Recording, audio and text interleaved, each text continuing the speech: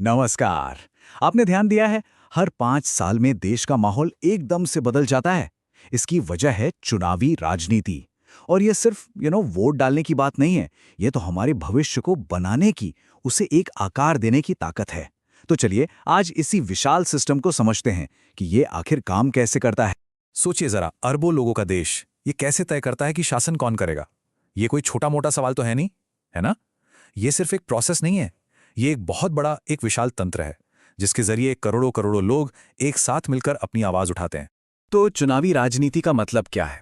बिल्कुल आसान शब्दों में कहें तो ये वो तरीका है जिससे हम उन लोगों को चुनते हैं जो हमारे लिए, हमारी तरफ से फैसले लेंगे। अब देखिए, भारत इतना बड़ा देश है, हर एक इंसान हर दिन के फैसलों में सीधे सीधे तो हिस्सा नहीं ले सकता, ये तो नामुमकिन है।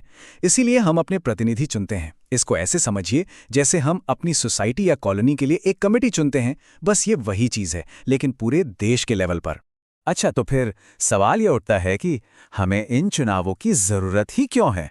इसका जवाब बहुत सीधा है, क्योंकि चुनाव हम जैसे आम नागरिकों को पावर देते हैं, अपनी पसंद जाहिर करने की शक्ति।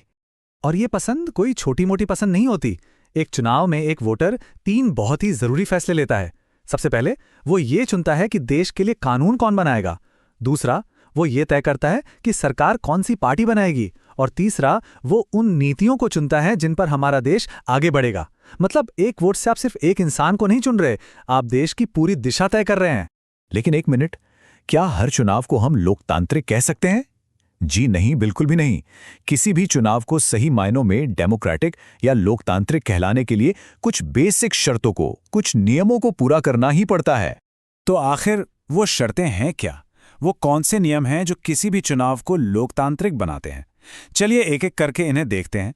एक तरह की चेकलिस्ट समझ लीजिए।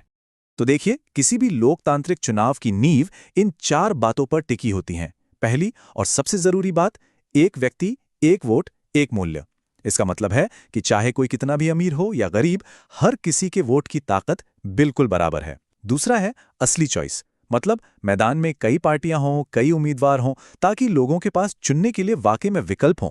तीसरा नियम है कि चुनाव एक रेगुलर इंटरवल पर, यानी समय समय पर होने चाहिए। ऐसा नहीं कि कोई एक बार जीत गया तो हमेशा के लिए कुर्सी पर बैठ गया।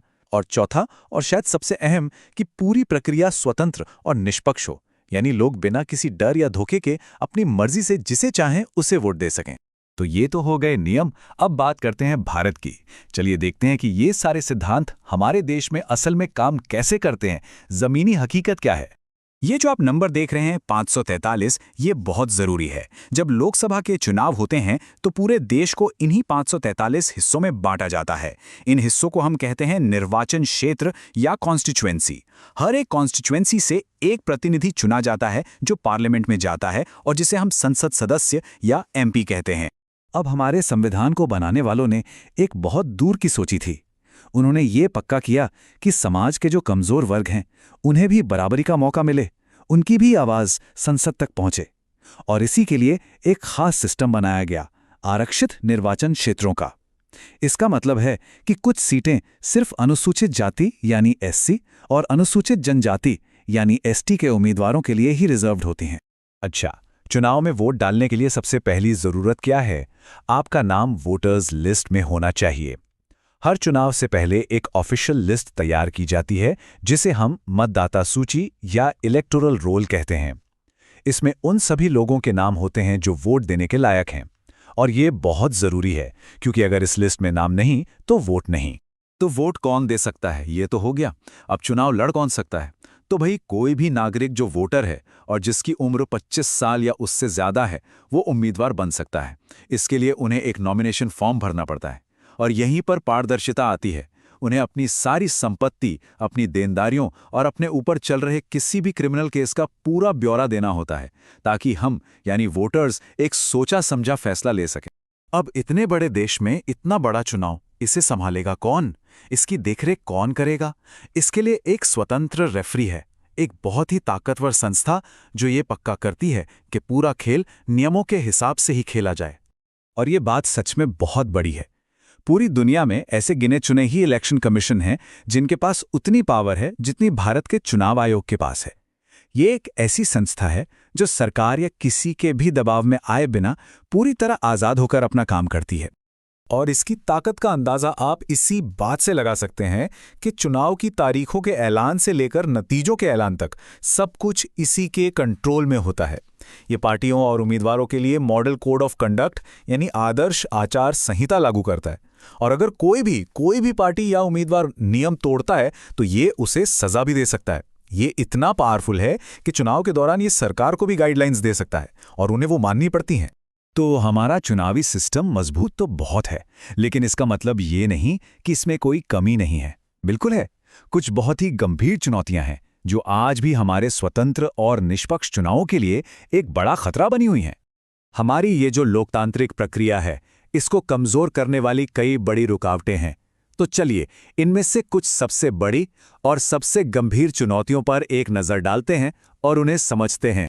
2 शब्द आपने अक्सर सुने होंगे, धन बल और बाहुबल। ये 2 सबसे बड़ी चुनौतियां हैं। धन बल का मतलब है पैसे की ताकत। अक्सर जो अमीर उम्मीदवार और पार्टियां होती हैं वो चुनाव में बेहिसाब पैसा खर्च करती हैं, जिससे छोटे उम्मीदवारों के लिए मुकाबला करना ही मुश्किल हो जाता है। और बाहुबल का मतलब है ताकत का गलत इस्तेमाल। कई बार क्रिमिनल बैकग्राउंड वाले उम्मीदवार लोगों को डराकर धमकाकर वोट लेने की कोशिश करते हैं। इसके अलावा एक और बड़ी समस्या है भाई भतीजावाद की। कई बार पार्टियां अपने ही नेताओं के परिवार वालों को टिकट दे देती हैं, जिससे नए लोगों को मौका नहीं मिलता। और इसके साथ एक और चीज जुड़ जाती है, सीमित विकल्प।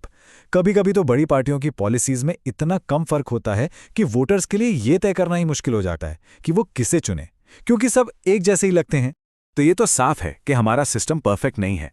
इसमें कई सारी कमियां हैं, कई खामियां हैं, लेकिन इन सब के बावजूद हमारा लोकतंत्र चल रहा है, ये कायम है।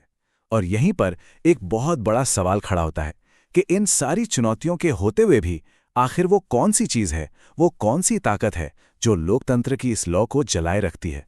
सोचिएगा जरूर।